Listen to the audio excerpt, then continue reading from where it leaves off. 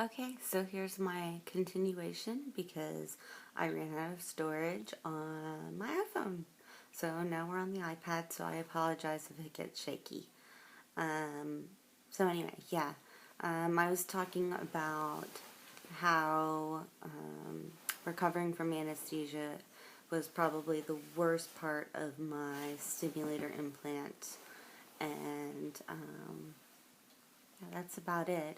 I was at about 3 weeks out. The anesthesia was pretty much worn off, and I was starting to get up and move around just a bit.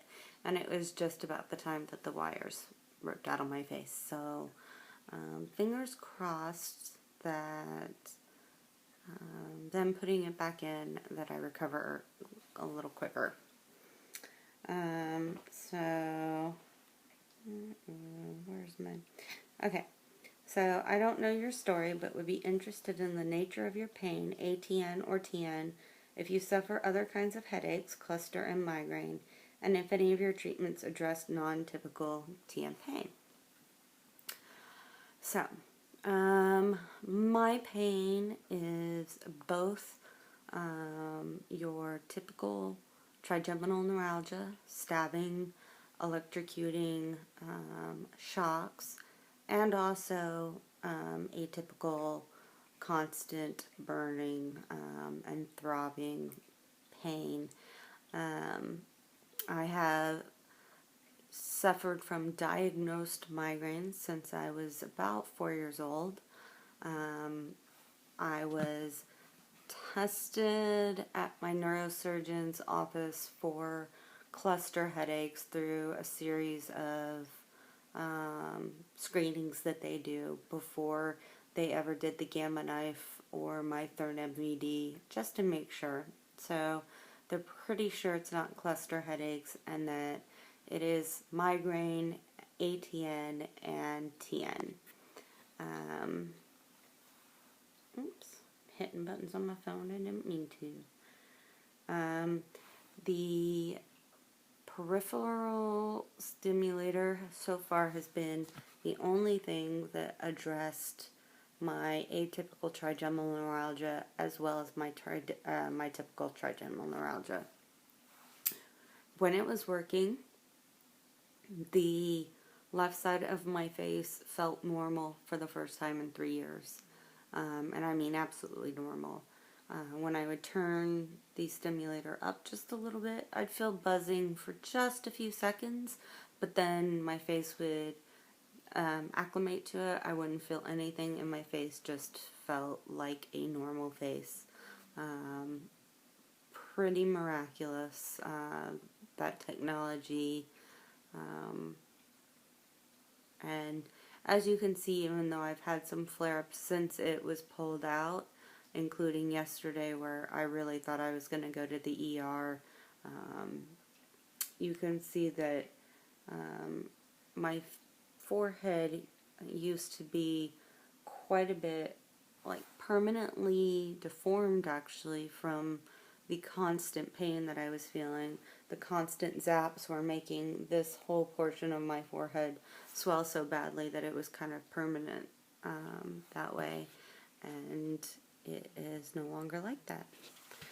Grief, iPads are quite a bit heavier than the phone, so we'll go with the side view. This way I can rest my arm. Alright, let's see.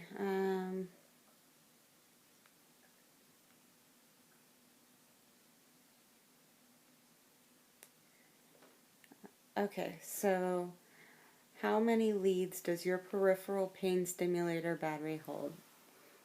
Well, at first they told me I was going to have 2 batteries because I have a lead above my eye, a lead below my eye, and a lead across my occipital nerve, and those batteries were 2-channel each, so they could handle 2 channels, and I had 3.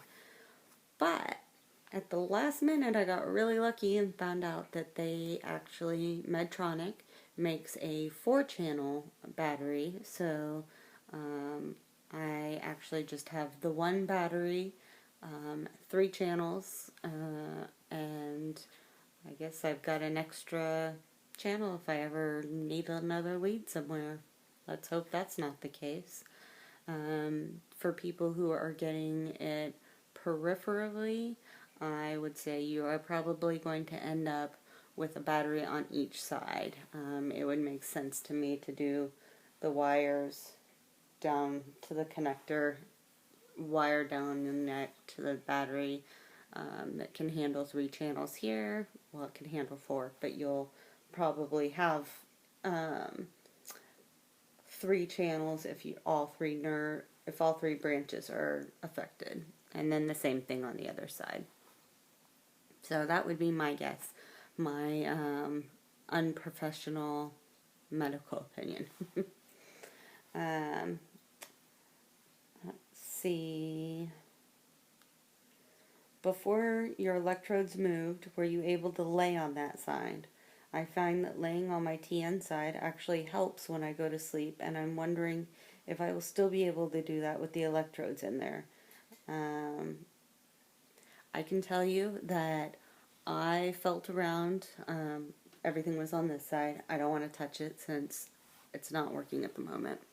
But I was constantly palpating where the wires were to see if I could feel them.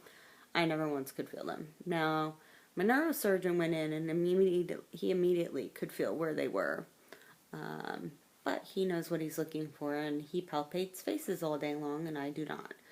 So I had, other than the fact that I had staples back here, had absolutely no problem laying on that side of my face. In fact, it was kind of a huge blessing because this is the side of my face I always preferred to sleep on.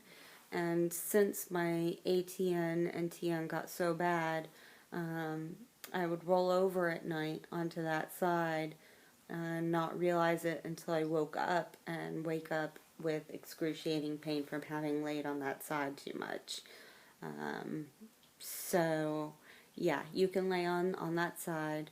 I would say the big difference between this and MVD is after having MVD, I could not lay anywhere near on this side because of the giant incision in the back of my head and the pain associated with those surgeries. So, I've been much more successful with laying on the side of my face that I wanted to sleep on while I had the stimulator in and working. Let's see what another one is. Oh, God. I have a crick in my neck because I slept weird last night, so that's helping also. Let's see, I think I hit a button, and I didn't want to hit a button. Don't want to miss any of you guys' questions, so just give me a moment. Well, I think I might have gotten everybody's questions. I would say right now, I'm just sort of in survival mode until Tuesday.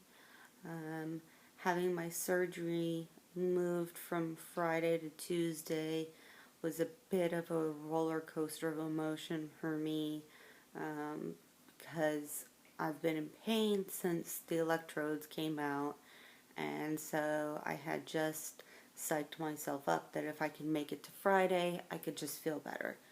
And then they called and said they had to move it, and I've been in extra pain because I'm stressed out. I'm stressed out about surgery, I'm stressed out about pain, I'm stressed out about what if things don't work, all of them, I guess what would be normal things for people like us who have been through a lot to worry about. So, yeah, as we all know, stress doesn't make our conditions any better. So, right now I'm just trying to do what I can to minimize my pain as much as I can and just hang on till Tuesday. I know I'm going to have some surgical pain.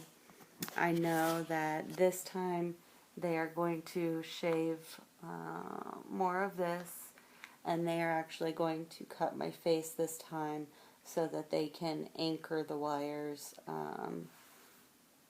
up here so that they don't pull out again. I could tell my surgeon felt pretty darn bad about having to cut into my face. I know they were trying to keep it cosmetic, but I would rather have some scars and have the pain relief than the other way around. So, I guess that's about everything right now. I appreciate all of the love and support that you guys have all shown me. And if you have any further questions or comments, feel free to just leave a message down there. You can always email me also. I'll leave my email in the comments if it's something private. And if we aren't friends on Facebook, feel free to friend me and you can private message me that way. So I'll be sure to get your messages. And I hope the rest of you aren't up as late as I am. I'm up because I can feel the pain. I'm working through it at the moment, mostly with the help of medication, but I can tell I'm going to need some more of that because things are not feeling good at the moment. So, I guess I'll cut it short there. Talk to you later, everybody. I really want to send all my love out to all of you guys. Bye.